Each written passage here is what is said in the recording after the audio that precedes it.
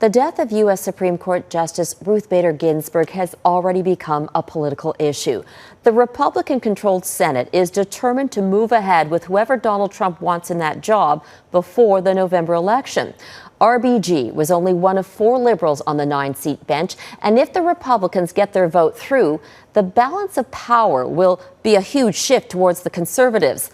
As Jennifer Johnson reports, the Democrats have a huge fight on their hands.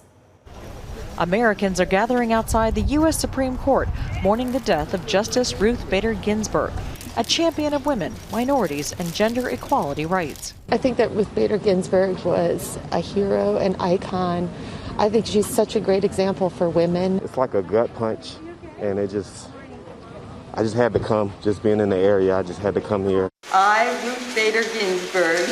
In 1993, Ginsburg became only the second woman in U.S. history to take a seat on the Supreme Court.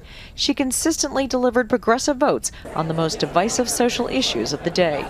Chief Justice John Roberts says they have lost a jurist of historic stature.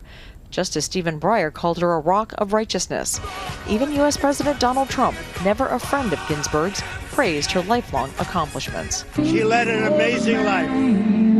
What else can you say? She was an amazing woman, whether you agreed or not. Hours after Ginsburg's death, Senate Majority Leader Mitch McConnell said he will move forward with whomever President Trump nominates, a stark turnaround from his position 4 years ago, when he held up then-President Barack Obama's pick to replace Justice Antonin Scalia for 11 months, until Trump took office.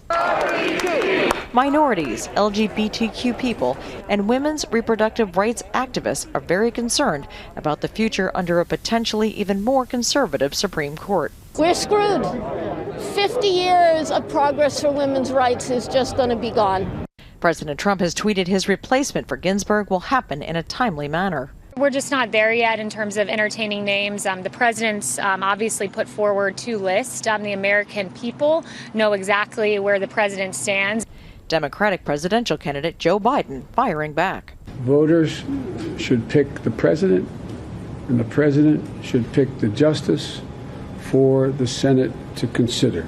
Ginsburg's death will bring more bitter partisan fighting to an already divided Congress.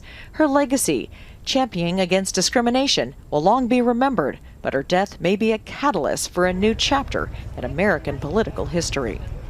Jennifer Johnson, Global News, Washington.